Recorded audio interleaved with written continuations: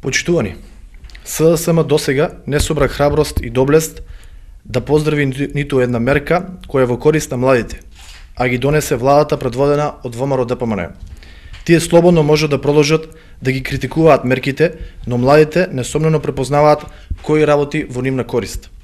Наместо да го поздрават Универзитетот Гоце Делчев во Штип, тие се занимаваат само со критизерство. Владата на Република Македонија има направено толку многу за младите луѓе во Македонија. Се отворија нови универзитети, факултети и диспрезирани студии во многу градови. За прв пат студентите добија бесплатен превоз. Се преведуваат огромен број книги, од кои се учи на најпрестижните универзитети во светот.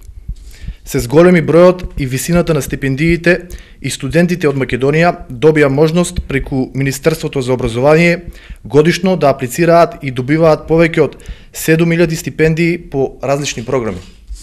Почитувани, Македонија денес е земја која се наоѓа на мапата на многу странски инвеститори кои инвестираат во земјава. За разлика од времето на владите на СДСМ, кога не беше отворена ниту една фабрика, а наместо нови работни места, Македонија бележеше рекордно ниво на невработеност.